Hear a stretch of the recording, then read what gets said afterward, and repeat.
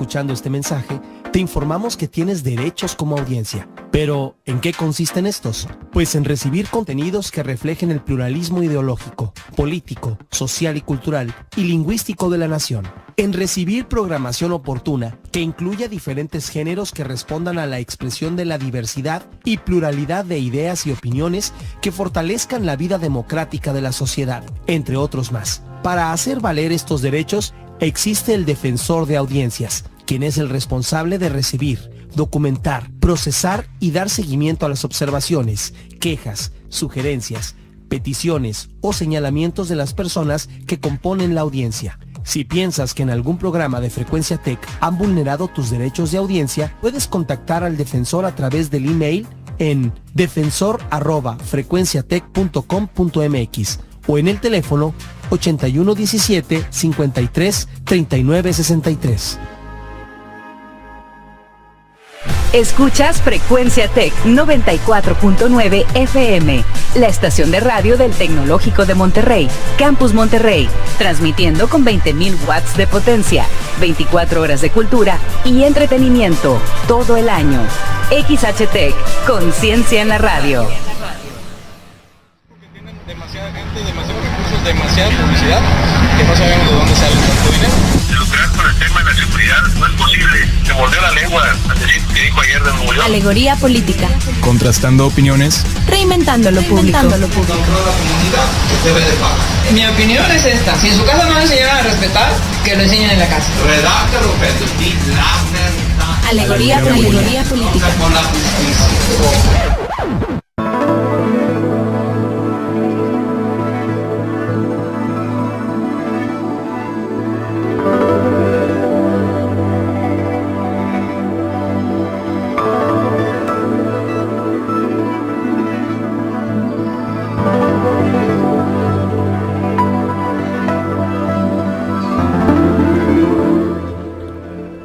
Hola, bienvenidas y bienvenidos a Alegoría Política, un espacio de análisis político desde la universidad que busca dar voz a la sociedad civil organizada. Mi nombre es Jorge Chaires.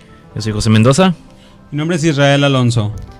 Pues un saludo a todas las personas que nos están sintonizando en vivo a través de Frecuencia Tech 94.9 FM y por internet en livestream.com/frecuenciatech. Igualmente un saludo a todas las personas que escuchan los programas grabados a través de nuestro canal de YouTube, Alegoría Política. Y vamos a comenzar con nuestra sección de música con esto que es... Va en cabina.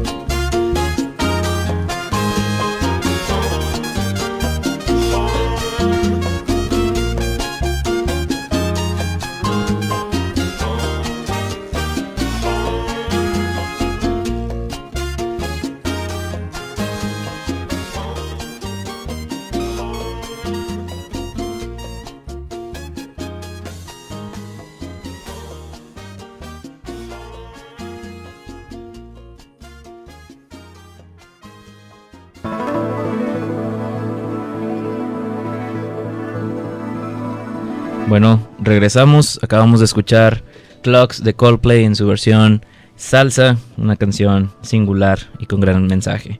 Y bueno, vamos a tomar nuestra sección de programa, ahora sí, vamos a dar inicio, pero antes recordemos que si tú nos estás escuchando y quieres que tu canción o música suene en nuestra estación de radio, puedes contactarnos a través de contacto.alegoria@gmail.com. Y bueno, demos una pequeña introducción de nuestro programa el día de hoy. Debemos de recordar que estamos en un contexto, ahora sí que un poco agrio, un poco agridulce también, al recordar que son 50 años de aquella masacre que marcó a todo un gobierno como fue el de Díaz Ordaz. La matanza de Tlatelolco sin duda deja un mensaje tanto para esas generaciones como para las generaciones presentes, donde nunca hemos dejado de olvidar aquellos años tan importantes dado su contexto. Y bueno, ante esta perspectiva donde debemos de mantener una reflexión constante y entender el cómo, por qué y qué sucedió en ese entonces, vamos a iniciar con nuestra discusión, pero sin antes vamos a entrar un poco en el tema, ahora sí, de política, un poco más actualizado en el tema de transición 2018. Así es, compañeros. Bueno, pues ayer vimos ya que se está terminando de concretar, de finalizar este acuerdo comercial entre los países de América del Norte, antes o todavía hasta ahorita llamado TLC, Tratado de Libre Comercio en América del Norte. Conocemos ya por ahí los antecedentes en donde se buscaba un acuerdo bilateral. Estados Unidos buscaba un acuerdo bilateral con México y otro bilateral con Canadá, no haciendo equipos, sino haciendo dos parejas diferentes. Sin embargo, bueno, pues vimos que ya ayer fue casi un cierre perfecto, en donde los tres gobiernos llegaron a concordancia, en donde las políticas económicas venideras irán dictando que los tres países seguirán unidos. Esto fue lo que acabamos de ver un poquito el día de ayer. Bien, y una palomita para los gobiernos que van a ayudar a las economías, ya que recordemos que un país no puede solo con su economía, necesita colaboradores, comprar, vender, exportar, importar para poder crecer en estos aspectos. Sin duda este acuerdo trilateral abre las puertas para un establecimiento y una estancia correcta del contexto internacional económico. Algo que debemos de señalar y puntualizar es que este tratado es firmado con el gobierno saliente de Peña Nieto. Entonces hay que ponerle ahora sí que la palomita, como mencionaste, la palomita al gobierno de Peña Nieto, que sin duda va a ser un gobierno criticado, pero creo que hay que darle ahora sí que el beneficio de la duda en las cosas que hizo bien. Ejemplo, el Telecán. Compañero. Bueno, entonces, ahora sí, entrando al tema de nuestro interés, vámonos con el tema de la matanza de Tlatelolco, a 50 años de la masacre de aquel entonces. Vamos a platicar un poquito del contexto. Así es, compañero José, pues algo que hoy juega un papel demasiado importante en nuestra sociedad, y es que es algo que se habla de jóvenes, de estudiantes. Sin duda alguna, a través de muchas generaciones se ha dicho los jóvenes, los estudiantes, pero ¿qué pasaba con los estudiantes de hace 50 años? Y es justamente lo que vamos a dedicar al programa de hoy. Hace 50 años hubo un movimiento que hoy están en los libros de historia, hoy están en muchos trabajos, incluso a nuestros alumnos, bueno, nos preguntan qué fue lo que pasó, por qué los estudiantes de aquella época pues protestaban de esa manera y cuál fue el trágico desenlace. Esta frase, 2 de octubre no se olvida, que luego es una frase que la hicieron suya muchos periodistas y muchos analistas. Estandarte de la lucha social. Estandarte de la lucha social, es correcto. Ha venido a traer la curiosidad en las personas de, bueno, ¿qué fue lo que pasó el 2 de octubre? Bueno, recordemos que se da ante un contexto donde un grupo de estudiantes se manifiesta de manera pacífica, de manera ordenada, si bien como en toda marcha siempre ha existido esas explosiones de ahora sí de entusiasmo o de adrenalina que a veces golpea a las manifestaciones. También debemos entender el contexto de ese momento, era muy diferente al que estamos viendo hoy en día. Sin embargo, en el contexto político no debemos olvidar que nunca hemos dejado de vivir Tlatelolco, porque como hace 50 años, hoy sigue habiendo matanzones, hoy sigue habiendo desaparecidos, hoy sigue habiendo personas lastimadas por una violencia política. No debemos de olvidar Tlatlaya, Ayotzinapa, que es uno de los puntos principales que golpearon esta administración y que sin embargo se han perdido el contexto histórico, y debemos de mantener siempre, ahora sí que un recordatorio a todas aquellas víctimas que por algo estaban luchando. Y bueno, ante esta lucha vamos a entrar ahora sí de lleno al tema. Sí, como dicen mis compañeros, pues hasta el día de hoy este suceso pues es recordado como uno de los principales atropellos a la libertad de expresión y pues la libertad en general de la juventud mexicana, y es algo que debemos tener siempre presentes nosotros, pues tanto como estudiantes como mexicanos en general. Compañeros, yo quisiera que vamos a tocar este tema. Es un tema que pues el día de hoy es presente, y más por ser número simbólico, el 50. Es presente en todos los medios de comunicación, y en nuestro programa quisimos destinárselo a este tema. Pero yo quisiera tocar un punto muy importante, que es el antecedente histórico, que es el por qué se desarrollan las cosas. Muchas de las veces en los libros de historia o solamente nos concretamos a decir, bueno, es que el 2 de octubre sucedió esto, es que hubo una matanza, y bueno, nos platican el suceso. Pero tenemos que ver por qué sucedió ese suceso y para qué sucedió esa manifestación que llevó el suceso. Es decir, tenemos que ver el contexto. Si no analizamos el contexto, si no vemos qué es lo que hay atrás, si no vemos qué fue lo que originó y qué fue lo que movió a las personas, entonces no vamos a entender por qué las personas se movieron así. Y entonces quisiéramos tal vez comparar con otros lugares, pero tenemos que llegar también a la conclusión que todos los lugares son diferentes. las culturas son diferentes y las situaciones cambian. ¿Qué pasó en el mundo en 1968? Hablemos de la década de los 60 en general, no solo del 68. ¿Qué pasó en los 60? En los 60 se hablaba de una contracultura.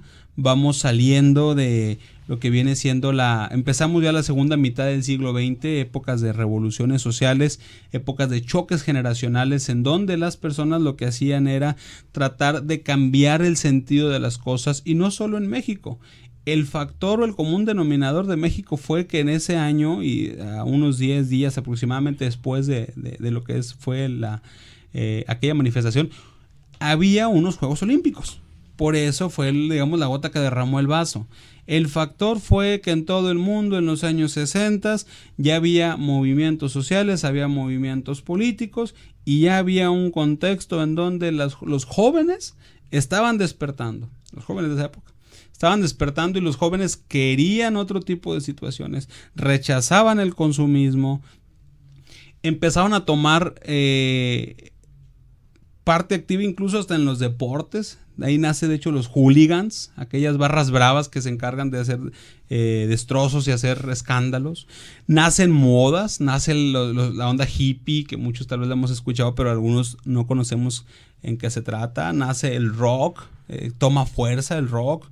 En Estados Unidos estaba muy, muy presente lo que era la lucha por los derechos de los afroamericanos. Recordemos aquel gran personaje, Martin Luther King. Unos años antes habían matado a John F. Kennedy. En ese año justamente matan a su hermano Robert Kennedy.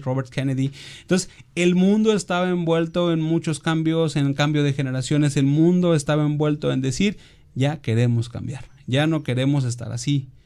Por eso, cuando en el 68 dicen, tenemos que encontrar un evento mundial, y el evento mundial iban a ser los Juegos Olímpicos, y nos tocó a México. Aparte de esto, México ya tenía su inconformidad, tenía su enojo, los estudiantes, los jóvenes, porque tenemos que recordar algo y hacer énfasis en algo. Ese día, el 2 de octubre, cuando se levantan los estudiantes, no solo fue una protesta de estudiantes. Había obreros, había sindicatos, había movimientos anteriores, que incluso la historia nos marca que unos días antes, 27 de agosto, un poquito más, un mes, hubo otra manifestación que se considera que ha sido la más grande en la historia de México. Más de 200,000 personas. Y el 2 de octubre fueron cerca de 15,000 personas. Entonces, en agosto hubo una manifestación muy grande, ¿sí? Pero vino a desencadenar en la de octubre, bueno, ya toda la historia que conocemos. Pero yo sí quisiera dejar en claro y que supiéramos esto, que es importantísimo que sepamos qué pasaba en el mundo, que sepamos qué los influyó. Hoy estamos, y hago un paréntesis rapidito, viendo que en otros países se habla sobre el derecho al aborto. Lo hizo en Argentina hace unas semanas, ahorita ya lo está haciendo México. Basta que lo haga un país, que lo hagan otro, que hagan movimientos para que los demás países tomen valor y se levanten para exigir sus derechos. Y es algo así más o menos el contexto histórico que veo yo en el aspecto social del por qué se originó el levantamiento aquel 2 de octubre. Y en ese contexto debemos de aclarar algo y puntualizarlo principalmente. Esos movimientos sociales que estaban dando alrededor del mundo sí vienen a repercutir directamente a la sociedad mexicana, una sociedad joven, cansada de un gobierno autoritario. No debemos de olvidar eso, que era un gobierno autoritario como el Díaz Ordaz, como el que mantenía el revolucionario institucional en aquellos años, un partido, ahora sí que pues era el partido hegemónico, no podíamos permitir que el partido del régimen saliera del régimen, y ahora sí que a costa de todo se tenía que mantener el poder, un poder que fue muy caro, o costó muy caro, precisamente a la sociedad, es a la que salió más dañada. Debemos de recordar con recelo este suceso. Todo el año 68, o todas las manifestaciones del año 68, terminaron el 2 de octubre. Sin embargo, después de eso se da otras manifestaciones en contra de la masacre que había sucedido. Pero, ¿qué pasó el 2 de octubre del 68 en Tlatelolco? Debemos de entender que, como mencionaba ahorita mi compañero, se reunieron todo un sinfín de colectivos, el colectivo de los obreros, los sindicatos, la sociedad, padres de familia, académicos, todos aquellos involucrados en querer cambiar un régimen que ya estaba cansado y que iba en decadencia. Todos aquellos jóvenes y aquella sociedad se movilizó a favor de un ideal que era ahora sí que la permanencia colectiva de la sociedad misma. Sí, pues como dicen mis compañeros, no es solamente el suceso del 2 de octubre lo que pues, o sea, lo que desencadenó esta inconformidad pues de los estudiantes y de la sociedad en general. El gobierno priista que imperaba en el momento, pues no era, la gente no estaba conforme con él.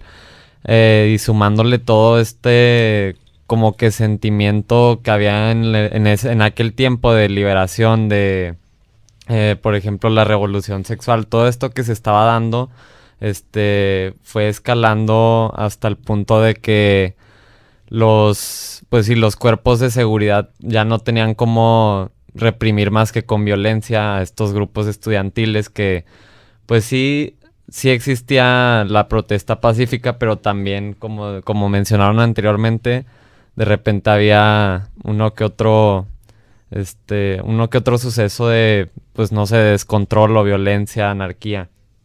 Mencionas un punto importante.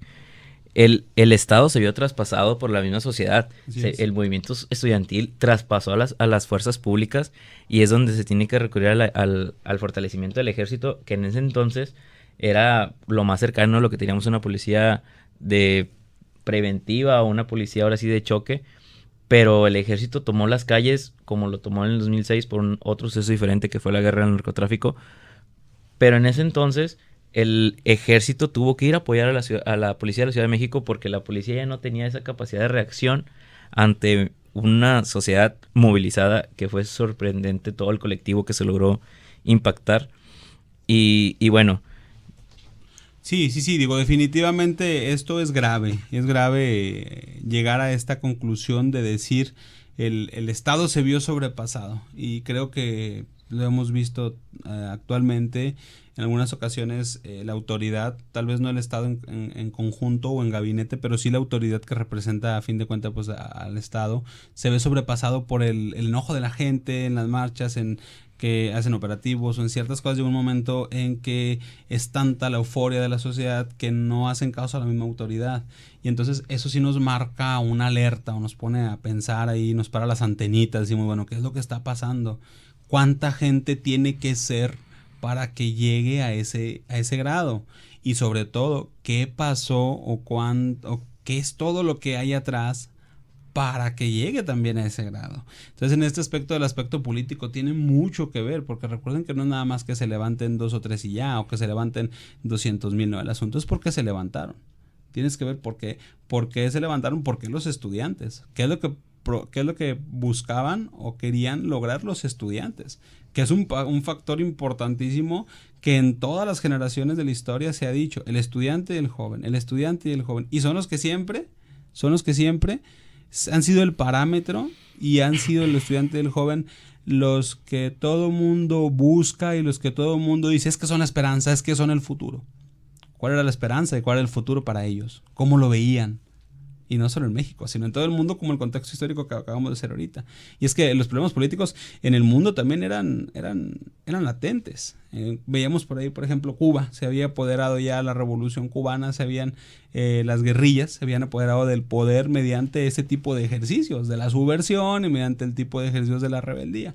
En ese entonces, varios países de América, 9, si mal no recuerdo ahorita, vivían bajo lo que es el poder militar o el autoritarismo militar, que era un militar el que gobernaba. Entonces, al ver esto, el México dice, oye, pues mis vecinos cómo están viviendo, qué es lo que está pasando y qué fue lo que hicieron para llegar a ese tipo de punto, ¿no? A ese tipo de cosas. Encontramos, y si nos vamos a la otra parte del océano, vamos a ver en Europa, a Checoslovaquia, la Guerra Fría. Encontramos por ahí la primavera de Praga, que fue lo que pasaba. Checoslovaquia no quería la intervención de la URSS, quería su libertad. Checoslovaquia lo que quería era tratar de ser un poquito libre y tratar de ubicarse, pero la URSS quería adueñarse y quería imponer sus ideales, y entonces ahí venía otro problema. Y la Guerra Fría también era un problema, sabemos que fue un problema de continentes y fue un problema en donde ciertamente se maneja históricamente que aunque no hubo muertos y no hubo heridos, en la Guerra Fría lo que se manejó fue una guerra de poder. Y la guerra de poder, la mejor forma en que se puede llevar a cabo es mediante la contrariedad de la ciudadanía contra su gobierno. Porque una forma de poder perjudicar en su autoridad a un gobierno es que su gente se le levante en contra. Y eso es clave. Entonces, eso es lo que yo veo que pasó, que pasaba en el mundo. Eso fue lo que vemos más o menos que fue determinante para que aquí en México dijeran, ¿sabes qué? El mundo está pasando esto, unos se levantaron, otros no se han levantado, les está funcionando. Fíjate cómo estamos, hay autoritarismo, hay enojo de la gente, el presidente nos está imponiendo lo que él quiere. Y sobre todo, un factor que yo ahorita nos va a servir para dar el siguiente paso en el escalón. Iba a haber Juegos Olímpicos. Y ese no es el problema. Qué bueno que México tuvo Juegos Olímpicos. El asunto es que había un México pobre. El asunto es que había un México sin tanto recurso, protestando, pero había otro México al que le habían invertido miles de millones para poder recibir al extranjero. Por eso dijeron, ¿sabes qué? En unos días tenemos a todo el mundo aquí, a toda la prensa aquí. Cálmalos. Sí. Y decía la gente, aprovechemos para que nos vean caso. Sí. Porque aquí iban a estar todos la prensa. ¿Y qué dice el gobierno autoritario? Cálmalos. Si tocas un punto importante, ese punto donde sí, vamos a tener Juegos Olímpicos y como prácticamente sucede siempre, se crean elefantes blancos con la ¿cómo podemos decirlo? La obviedad de intentar maquillar aquellos puntos que trastocan a una sociedad. En ese entonces, pues, los jóvenes tenían el control total y desarrollaron ese control gracias a ahora sí que un cambio de mentalidad, un cambio próspero con un ideal, ahora sí, totalmente diferente. Pero entendamos qué sucedió aquel 2 de octubre. 14 días antes de que sucediera el hecho de la matanza en la Plaza de las Tres Culturas, el ejército había violentado la autonomía de la universidad, entendiendo que la Autónoma de México es la más importante a nivel nacional en tema de universidades. En aquel entonces era institución, ahora sí que de lo mejor y de la más alta importancia, por lo que al momento que el ejército o el mismo gobierno toma las instalaciones y violenta la autonomía de la universidad, fue el momento donde se echaron así que ahora a todo el movimiento estudiantil, pensando que vas a poder detener a unos cuantos. Y bueno, ¿y por qué se violentó la autonomía? Bueno, debemos de comprender que en ese entonces el Consejo Nacional de Huelga, que aquí me gustaría hacer un paréntesis, durante años se ha dicho que el Consejo Nacional de Huelga estuvo a favor de Luis Echeverría, el siguiente presidente, y ahí, de acuerdo a don Alfonso Martínez, en una declaración que hace, él nos dice, el Consejo Nacional de Huelga lo propuso Luis Echeverría y al final Luis Echeverría fue el que tumbó el movimiento estudiantil, recordando aquel batallón Olimpia que también viene a la discusión en este contexto histórico que debemos de recordar un poco. Pero vamos ahorita a entrar un poco más en dinámica. Sí, y eso es muy importante, ¿eh? Era año político, ahí venían ya unas elecciones y ya había pintas de sucesiones presidenciales y ya más o menos por ahí se metía ese asunto, y eso es también muy importante, ¿no? Los que estamos aquí, bueno, pues somos analistas políticos y caemos en la conclusión de decir, pues ahora sí que yo quiero el poder político, y cómo puede ser posible que alguien que no está en la política, llamado ciudadano, pero a fin de cuentas el que me elige, pues sí tenga el poder. Bueno, vamos a un corte comercial y ahorita regresamos.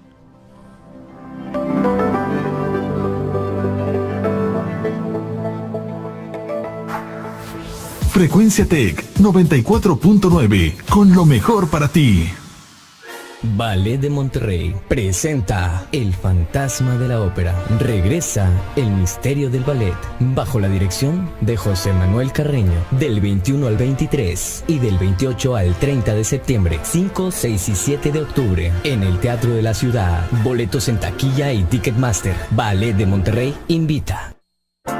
¿Quieres participar en un proyecto social, pero no sabes cómo? ¿Aún no encuentras tu causa social? No te preocupes. Cada año, en el mes de octubre, el TEC de Monterrey, Campus Monterrey, promueve 10 causas sociales a través del evento Vive con Causa. Algunas de las causas que podrás conocer y vivir a través de las más de 70 actividades son educación, inclusión y grupos vulnerables, ciencia y tecnología, equidad de género, desarrollo integral y 5 causas más. Descúbrelas y participa. ¿Quieres más información? Búscanos en Facebook como Servicio Social TEC Campus Monterrey o contáctanos a través del correo electrónico viveconcausa@itesem.mx. No lo olvides, dale like a la página para activar las notificaciones y actualizaciones del evento. Y recuerda, vive con causa. Vive con causa.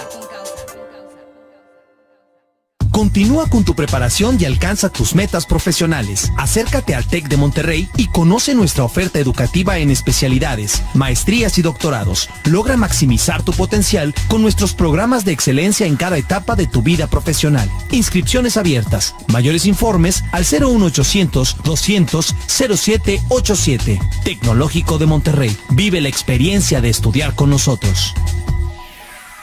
¿Sabías que en Nuevo León más de 160,000 personas no tienen para comer? Tú puedes ser parte de la solución a través de Hambre Cero Nuevo León. Únete y juntos acabemos con la pobreza alimentaria y el desperdicio de alimentos. Hambre Cero Nuevo León, una causa de todos. Síguenos en nuestras redes sociales como Hambre Cero NL y en nuestra página web hambreceronl.mx. La pasión no se enseña, se descubre. Ven a la sesión informativa del TEC de Monterrey el próximo 8 de octubre a las 7:30 de la tarde en la sala 3 del Centro de Congresos y conoce el nuevo modelo educativo TEC 21 donde los retos forman parte de tu vida y tu carrera. Tecnológico de Monterrey, libera tu potencial transformador.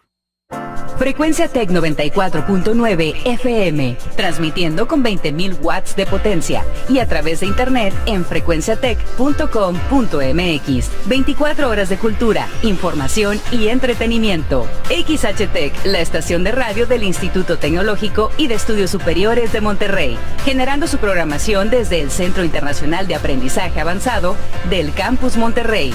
Frecuencia Tec, conciencia en la radio.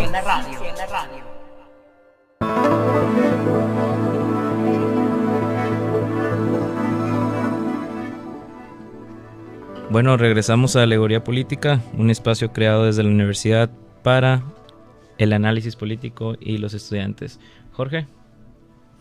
Pues nada, ahorita vamos a recordar un poco cómo se dio el suceso en sí de la matanza de Tlatelolco. Vamos a dar como una breve narrativa o una recapitulación de cómo fue escalando durante ese 2 de octubre la tensión y cómo al gobierno se le salió de las manos pues sí, este movimiento estudiantil para al final terminar pues en lo que culminó todo este movimiento. Así es, yo creo que la palabra clave que acaba de mencionar Jorge es importantísima. Al gobierno se le salió de las manos. Es decir, nos vamos a la Constitución y bueno, encontramos que todos tenemos el derecho a protestar o el derecho a expresarnos libremente. Pero ¿qué pasó? ¿Por qué el gobierno tuvo que usar ese tipo de grupos paramilitares? ¿Por qué llegó al grado de decir, bueno, es que pues ya no queda de otra? Bueno, para ellos, ya no quedaba de otra, ¿no? Y analizar este suceso sí nos va a llevar a pensar y tratar, yo siempre les digo, vamos a tratar de ponernos en ese lugar, de vivir como si estuviéramos viviendo en ese lugar, para entender el por qué los estudiantes reaccionaban así y sobre todo también por qué la autoridad reaccionó de esa manera a tal grado que, bueno, pues llegó a una masacre, palabra tal cual que cabe. Medios oficiales decían 20 muertos, después 300 para ser un poquito más realistas, pero pues la realidad es que extraoficialmente se reconocen pues miles de muertos. Entonces sí quisiéramos analizar y ver cómo fue el suceso, qué fue lo que pasó realmente, por qué miles.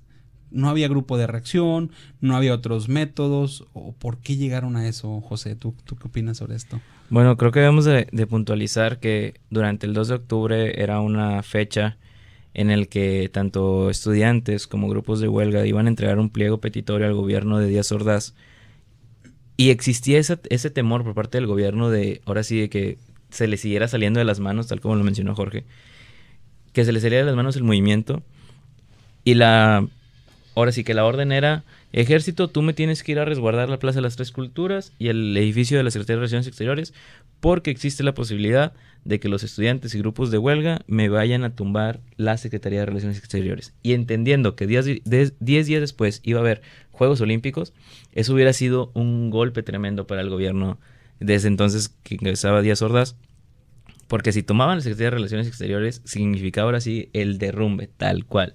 Debemos de puntualizarlo, sería el derrumbe de aquel gobierno autoritario.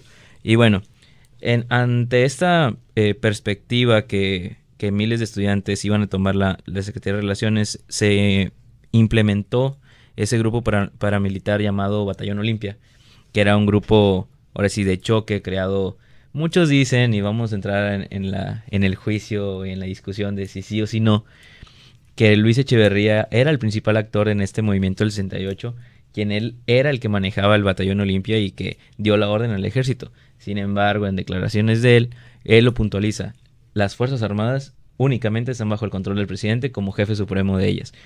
Pero ahí entramos ahora sí en esa discusión histórica de siempre, de que si el manejo del poder es por el poder o existen fuerzas tras bambalinas que también lo manejan. Sí, así es. Eso es importantísimo. Es importantísimo ver el manejo del poder. Yo creo que esa es la palabra clave que acaba de mencionar ahorita el compañero José.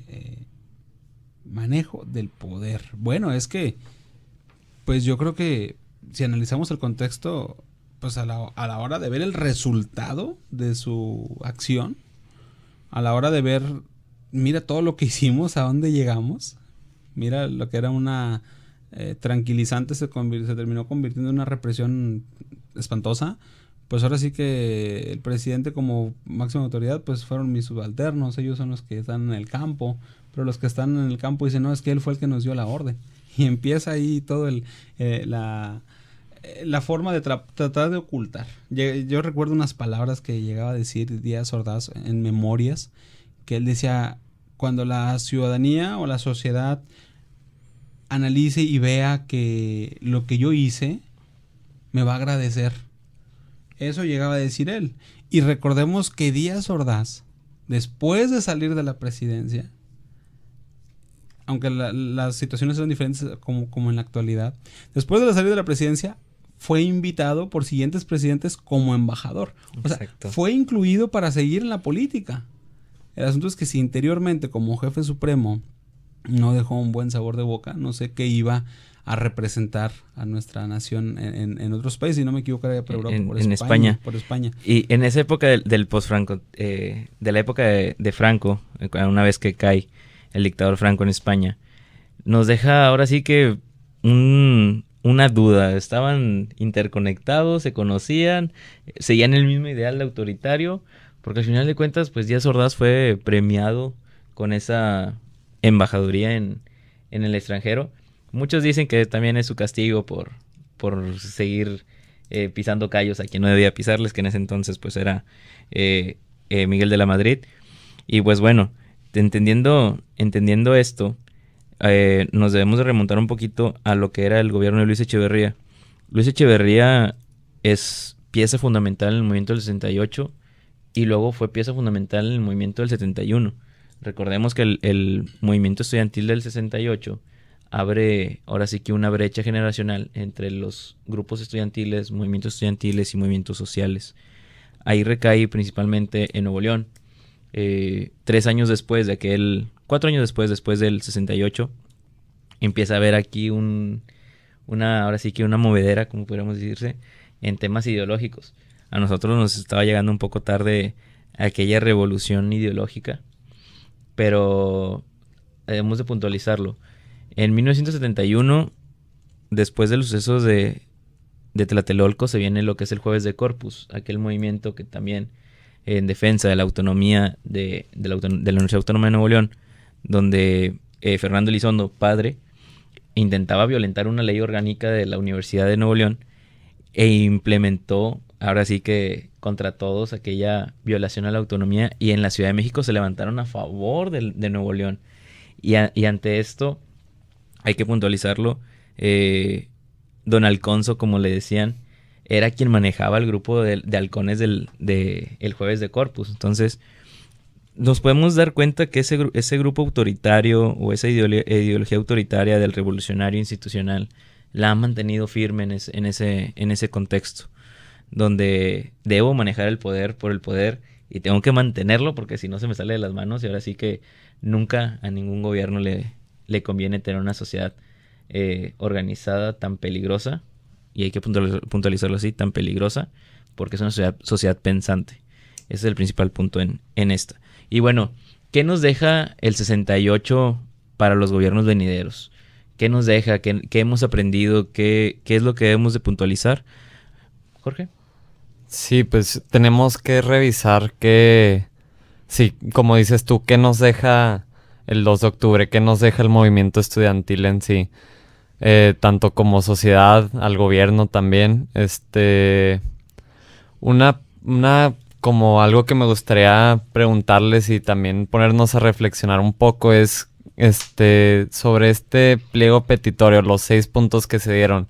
La libertad a los presos políticos del movimiento, la desaparición de los cuerpos de granaderos, todas estas peticiones que valga la redundancia, pedían los estudiantes. Al día de hoy, ¿cuáles de estos puntos siguen vigentes con la comunidad estudiantil actual? Mira, en ese aspecto, yo quisiera hacer una aportación. Ciertamente había peticiones, pliegos petitorios, como lo acabamos de decir ahorita, ¿no? Ahora sí que la persona, el grupo inconforme, cuando se levanta es por algo y siempre pide algo a cambio. Ha habido actualmente movimientos estudiantiles, vimos el de la UNAM, vimos que ya ahorita José nos platicó algo sobre lo de aquí en Nuevo León, de la Autónoma de Nuevo León. Sin embargo, yo quisiera hacer énfasis en una cosa, en decir, bueno, dice por ahí el dicho de la gente, en el pedir está el dar. Y antes de pedir, pregúntate qué es lo que puedes dar. ¿Por qué llego a esa conclusión? Bueno, es que sí, ciertamente había muchas peticiones y las sigue habiendo y las seguirá habiendo. El asunto es que antes de pedir, pregúntate qué puedes dar y cómo lo vas a pedir. Eso es fundamental. Sabemos que violencia genera más violencia. Y esto no quiere decir que justifique o que yo esté a favor de la reacción del ejército, no, de ninguna manera. Había medios o métodos de pacificación en las que pudo haber actuado el presidente Díaz Ordaz y su equipo con los líderes. ¿Sabes qué? Vamos a sentarnos, vamos a dialogar. Tú no me hagas disturbios, no hagas daños, porque entonces tenemos que aplicar la ley. El asunto es cuando se traspasa mis derechos, o mis derechos quieren traspasar lo que tú me has afectado a mí. Es decir, bueno, es que como tú me has afectado tanto, o como yo tengo tantas cosas que tú no me has dado, tengo tantas peticiones, entonces yo tengo derecho a ocasionar vandalismo, a ocasionar destrozos, a manifestarme de esa manera para que me hagas caso. Entonces son los que tapan carreteras, tapan calles. Hemos visto la UNAM, queman Uber. Cuando Uber llegó a México, mandaron pedir uno y lo quemaron en rechazo a ese tipo de sistema de transporte. Entonces, las peticiones pueden ser muchas y las peticiones siempre han estado presentes. El asunto es que también cuando alguien pida o un grupo haga una petición, también tienen que ser peticiones congruentes, peticiones lógicas, y en su actuación debe ser también apegado a la ley. O sea, no voy a llegar a decir, bueno, es que libérame a todos los presos que hay. Oye, pues espérame, nada más que no están presos por querubines o no están presos por ser buenas personas. A lo mejor sí hay un delito que perseguir, o hay otras cosas que tiene que enfrentar ante la justicia, o hay otras cosas que tú me pides pero yo no te puedo cumplir. Porque también tenemos que ver que la situación política económica de México, de ahí hacia acá, también después con el Estado garantista y con todo esto, vino a terminar de perderse. ¿Por qué? Porque dicen, bueno, es que el gobierno me tiene que mantener, el gobierno me tiene que dar todo. A ver, no, espérate. Yo, gobierno, te voy a dar escuela y voy a facilitar para que estudies, pero ¿qué quieres que aprenda por ti? No. Entonces, yo lo que quisiera aportar en esto, lo que quisiera resumir este comentario es, las peticiones de los grupos deben ser lógicas, deben ser congruentes, pero sí, obviamente, los gobiernos también deben ser lógicos y congruentes, porque era una incongruencia decir, tengo México pobre, protestando y enojado en el 68, y tengo un México rico que invirtió los millones que se pudo haber gastado en programas sociales, en proyectos para recibir al extranjero. Y eso pasó en Brasil en el 2014 con los Olímpicos y luego el Mundial, si mal no recuerdo. Llegaron en Brasil hasta un momento en que pusieron hasta una valla para que el turista no viera el Brasil pobre. Y eso es lo que hace que la gente se enoje. Y eso es lo que hace que la gente se levante en ese tipo de movimientos. Entonces, eso es lo que considero yo que sí pudiera afectarnos, que no conviene pues que los alumnos o los estudiantes al momento de sus peticiones también destrocen, vandalicen o hagan actos que vayan contra la ley. Eso está totalmente reprobable. No porque seamos víctimas nos vamos a convertir en victimarios y a dañar a alguien más. Ahora sí que aquel que no conoce su historia está condenado a repetirla. Y el 68 nos deja un aprendizaje, sin duda nos deja un aprendizaje, donde una sociedad organizada es poderosa. Debemos de entender que la participación ciudadana es el principal punto rector en una política sana. En la forma de hacer política, el ciudadano es quien debe tener la principal hegemonía, el principal eje. Sin ellos nada se mueve. Sin embargo, caemos ahora sí que en a veces ciudadanos irresponsables, y hay que puntualizarlo así, como ciudadanos irresponsables que creen que pueden vandalizar y pueden dar pie a actos que no son los mejores. Y debemos de recordar, el Estado existe para garantizar el Estado de Derecho. De ahí el Estado debe cumplir. Sí. Sin embargo, debemos de entrar en esa congruencia. Si el ciudadano es congruente con lo que pide, el gobierno debe ser congruente. Pero no olvidemos que si estos dos se ven afectados o no funcionan en conjunto, vamos a tener los gobiernos tal como lo hemos tenido alrededor de los últimos 50 años, donde va a base de un populismo, a base de una, ahora sí, manutención del Estado al ciudadano, han hecho un ciudadano apático a la clase política y en ocasiones a los mismos movimientos sociales. En el 2012, el movimiento de rechazo hacia Enrique Peña Nieto, actual presidente aún, deja un sabor extraño. Ese Yo Soy 132 que nace ahora sí que con toda la fortaleza de no vamos a aceptar un presidente que venga de una productora de televisión, no vamos a aceptar un presidente que mantuvo genocidios en su estado, no vamos a mantener un presidente que tuvo el caso de Atenco. Sin embargo, caemos ahora sí que en irresponsabilidades políticas porque sus líderes de aquel entonces el movimiento salieron y hoy los vemos con diferentes ejes políticos, olvidándose también de aquellos ideales. Y eso es un punto muy importante. La pérdida de ideales creo que es el principal factor para que un movimiento social caiga. Y eso lo hemos visto en años recientes. Sí, y aquí yo quisiera agregar algo a lo que dice mi compañero José. Es cierto, pueblo que no conoce su historia está condenado a repetirla, y el que no sabe dónde viene no sabe dónde va. Es otra de mis frases. Y los ideales se están perdiendo. Analizando la historia del señor don Alfonso, como comentamos ahorita, en el momento de la matanza de Tlatelolco, él era presidente del partido que exportaba a los presidentes de la República. Entonces, él era el que dirigía el partido. Después se vio envuelto por ahí en lo del Distrito Federal, en la seguridad, en lo de la batalla de Corpus y bueno. Pero ¿saben cuál fue su premio mayor? Venir a ser gobernador de Nuevo León. Después de haber sido jefe de gobierno. Después de haber tenido un antecedente muy oscuro ahí atrás, en el DF con con estos sucesos, viene a ser su premio ser gobernador de Nuevo León. Y la gente le eligió.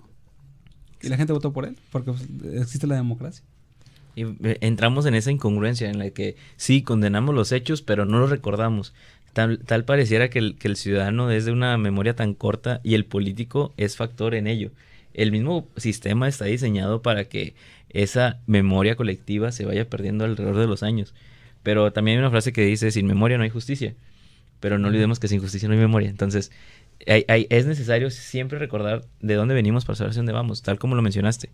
Y ante esto, durante años se ha solicitado que ni perdón ni olvido ante este hecho y ante los hechos recientes, como lo fue el caso de Chinapa, como lo fue Atenco, Tlatlaya y algunos otros que han marcado los gobiernos, los últimos 12 años de gobierno. Sí, sobre estos puntos que mencionan mis compañeros, uno muy importante es esto que menciona mi compañero Israel, de pues que la violencia va a generar más violencia, obviamente, y es algo que nos debe quedar muy presente a nosotros como sociedad al momento de, pues sí, de hacer una petición, de exigirle a nuestros gobiernos, ya que no podemos reaccionar si estamos inconformes o si tenemos algún punto de vista en contra del gobierno. No podemos reaccionar de una manera violenta, no podemos estar haciendo destrozos y esperar a que de esa manera, pues sí, de esa manera se nos satisfaga, pues ya que solamente vamos a causar una reacción, pues sí, de vuelta. O sea, lo que demos nosotros como sociedad también va a afectarnos de vuelta, tanto como lo que nos dé el gobierno a nosotros les va a afectar de vuelta a ellos. Yo creo que 2 de octubre deja en la sociedad un precedente y un antecedente de decir a los gobiernos: los jóvenes están despiertos, los jóvenes no están dormidos, que es paradoja porque es contrariedad. Los jóvenes están activos, los jóvenes quieren sus derechos, exigen sus beneficios, pero también deja un precedente de cómo pedir esos beneficios. Acabamos de verlo en la UNAM hace 3 semanas, un mes, no recuerdo. Hubo grupos porriles, hubo grupos de choque para tratar de desestabilizar. ¿Qué fue lo que hizo el estudiante de la UNAM que no quería hacer porro? ¿Qué fue lo que hizo el estudiante nato de la UNAM? Meterse, defender, saquemos porros, démosle la confianza al rector, y el rector lo que hizo fue escucharlos, las peticiones, y solucionaron el problema. Entonces, 2 de octubre nos deja, a mi punto de vista, y yo como maestro y como mis estudiantes les digo, 2 de octubre lo que nos deja es una forma de ver que el estudiante tiene derechos, tiene beneficios, pero también tiene que saber cómo pedirlos.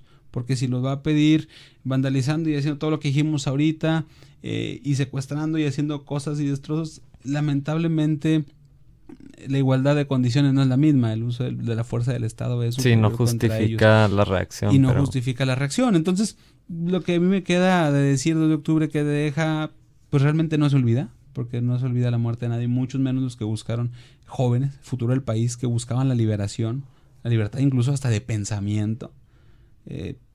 Hoy en día tenemos muchos jóvenes que quieren sobresalir y que quieren proyectarse y quieren crecer en muchos aspectos del aspecto profesional, y tienen sus derechos, pero sus derechos también deben ser a petición de congruencia, y deben ser a petición de una forma en que no dañen y no alteren a las demás personas. Eso es lo que siento yo que dejó 2 de octubre.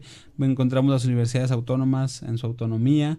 Cuando hay algún enojo o alguna inconformidad con su rectoría o con sus autoridades, van y buscan una solución pacíficamente. De lo contrario, en vano sería ver que hace 50 años un grupo que se quiso levantar terminaron haciendo una masacre. Si así queremos seguir haciendo las manifestaciones, lo que siento es que va a terminar habiendo más de eso, lamentablemente. Debemos de también hacer dejar algo muy claro. A partir de ese suceso, México sí es diferente. Creo que sí es un parteaguas en la historia. En ese México pasivo, un México apático. El 68 viene a repetir años después, en 85, en una sociedad colectiva, una sociedad civil que se organizó y mantuvo aquello que habían perdido en muchos años atrás, políticos y sociedad. Debemos de puntualizarlo así: políticos y sociedad, aquellos ideales, y debemos entender que nuestros ideales son nuestros pies y ahora sí que nuestros cimientos para saber hacia dónde vamos. De ahí nace ahora sí que la necesidad constante de mantener una sociedad organizada, de dejar un buen precedente. Como jóvenes debemos de tener esa responsabilidad de ante los problemas de la sociedad. La clase juvenil somos la principal batalla o el principal franco de batalla ante problemas. Entonces, entendiendo esto, hay que darle ahora sí que continuidad, dar un nuevo comienzo y a seguir luchando por nuestro ideal. Así es, eso es lo principal, seguir luchando por los ideales, seguir luchando porque la juventud crezca. La juventud es el futuro en México y en cualquier país. Hoy nosotros somos jóvenes y al rato va a haber otros que van a ser jóvenes, y tiene que estar el joven en la mejor situación para salir adelante, pero también debe entender el joven que por su edad no es justificante de rebelión y de sedición contra el gobierno. Sí, pues sí, es muy cierto lo que dicen mis compañeros. nosotros como jóvenes tenemos que entender nuestro papel en la sociedad, tenemos que entender que tenemos derecho a levantarnos, a expresar inconformidad, pero también tenemos que entender que tenemos obligaciones, que tenemos ciertas limitantes y ciertos puntos a los que podemos llegar, que tenemos límites, que tenemos pero a pesar de todo esto, pues siempre tenemos que saber expresar nuestras inconformidades, nuestros desacuerdos, pero siempre saber también cómo resolverlos y pues cuál es la manera correcta de resolverlos más que todo.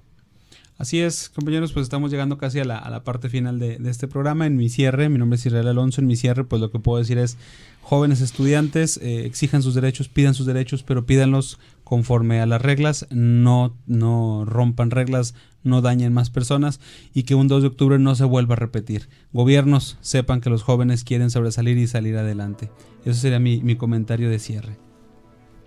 Sí, igualmente como mencionó mi compañero, es muy importante tanto como para los ciudadanos, los estudiantes y los gobiernos saber que una acción siempre va a tener una reacción, claro, no siempre va a ser la que esperamos, no siempre va a ser positiva, y por eso siempre tenemos que actuar de la manera correcta, pero siempre pensando en los demás, y sí, tenemos que expresar inconformidad, pero también saber aportar algo a la sociedad, sobre todo. José. Bueno, sin duda el 68 nos deja un parteaguas en la historia y como mencionábamos, como jóvenes tenemos esa responsabilidad constante de ser rebeldes, sí, pero una rebeldía con causa. La rebelión de las causas. No seamos rebeldes por ser rebeldes. Tengamos fundamentos y ante esos fundamentos seamos lógicos con ellos y seamos fieles. No podemos ser infieles a nuestro ideal. Tenemos que mantener esa justicia que como joven es lo que nos representa y es lo único que nos va a dejar para siempre. Seamos rebeldes ante un gobierno autoritario, seamos rebeldes ante aquella opresión que nos puede tocar, pero seamos rebeldes con nosotros mismos. Exijamos con responsabilidad, pero sobre todo entendamos que como ciudadano, como joven, el principal factor somos nosotros. A 50 años del 68, no lo olvidamos, nos deja un sabor non grato, pero sin duda alguna, estos 50 años de luto han servido para mantener una sociedad fuerte, organizada y sobre todo pensante. Así es, y pues un saludo para todos los estudiantes de Nuevo León, que pues ojalá que analizaran más a profundidad sobre este suceso y vean el beneficio que les dejó a ellos, derechos que tienen hoy en día. Como dice mi compañero José, seamos rebeldes con causa. La rebelión de las causas es ir adelante, pero con conocimiento. Bueno, nos despedimos. Este fue Alegoría Política. Yo soy José Mendoza. Mi nombre es Israel Alonso. Y yo soy Jorge Chaires. Recuerden seguirnos por nuestras redes sociales, en Facebook como Alegoría Política, en Twitter como Alegoría_Pol. Y recuerden también que tenemos un teléfono en cabina en donde nos pueden compartir sus dudas e impresiones. Es 83 87 06 65. Nos escuchamos el próximo martes en Alegoría Política en punto de las 2:30 p.m. Y recordemos, 68 nunca más. 2 de octubre no se olvida. Muchas gracias.